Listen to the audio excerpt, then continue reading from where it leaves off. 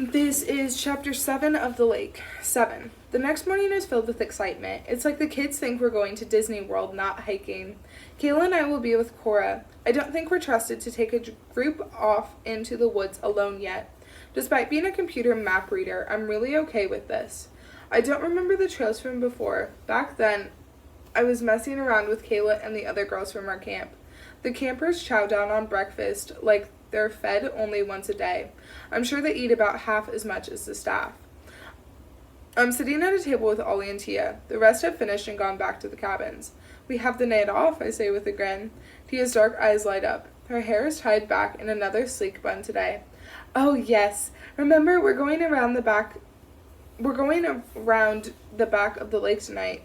Sure. I look out the large window in the hall, my eyes following the dock, then out across the lake to the line of trees that hide a secret. I gulp in the last of my water and pick up my plate, the half-eaten croissant now unappealing. You already done, Esme? You've barely eaten anything, Ollie says. Too hot, I reply as if it's perfectly reasonable to go hiking on a few bits of pastry. I'll see you guys outside. I dump my food and put the plate on the trolley. Andy raises one hand as I walk past him. He half covers his mouth, chewing at the same time as he says, Esme? I stop beside him. What's up? He stands. Are you feeling okay? I noticed you throwing away your breakfast. I blink. Is there anything he doesn't notice? When we leave camp, I hope he's not as sharp-eyed. I'm fine. I'm just not very hungry. Perhaps you should take something. We're going to be hiking all morning. I nod. I'll grab an apple.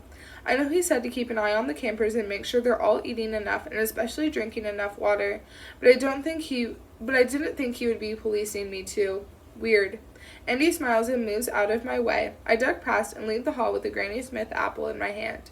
Kayla is ready when I get back to our room. She's sitting on her bunk chatting to Cora.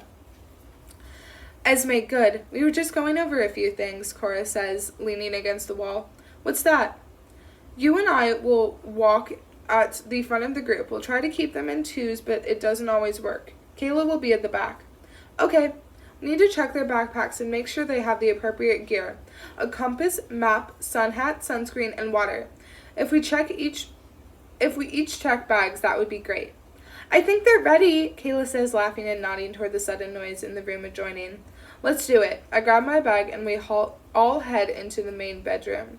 The girls are stuffing things into their bags. I go straight to the two bunks right at the end that sleeps the 4 girls in my group. I take Isabel's bag first and look inside. Okay, everyone make sure you have the map and compass on your bed and put it in. I run through the final few things and double check that we're all set.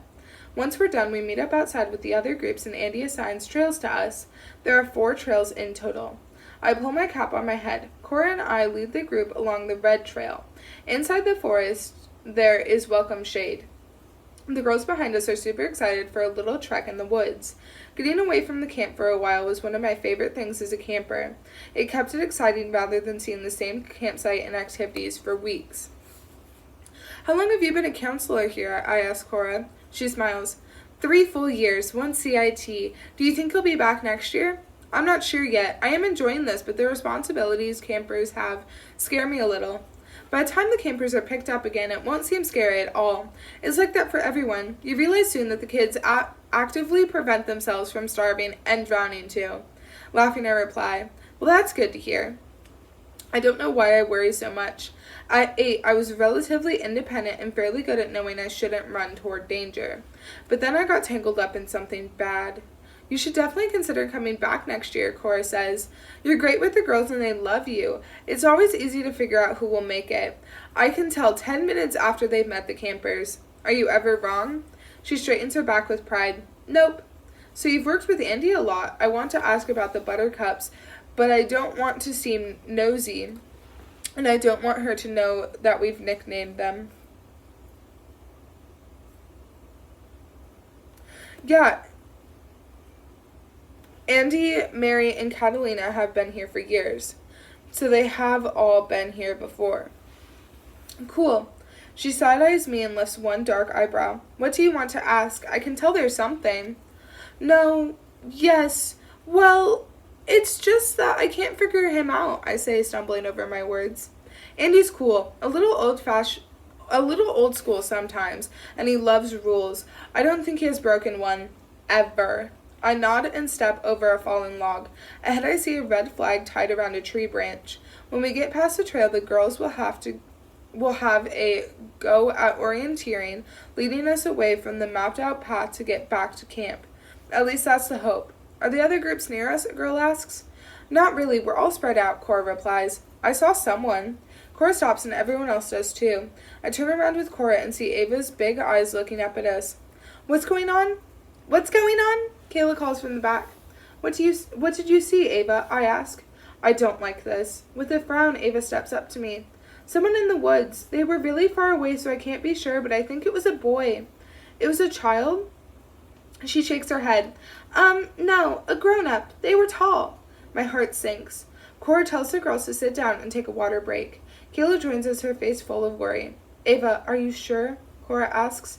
Yeah, I was going to point the person out, but when I looked back, he was gone. The girls are all chatting about who it could have been. The word killer almost makes my eyes roll. They'll be telling campfire stories about this all summer. Imagination's going wild. Cora and I look at each other. Some trees have fallen, others have been cut down. Ava could have seen one and thought it was a person. When she looked again, she saw nothing because there are only trees.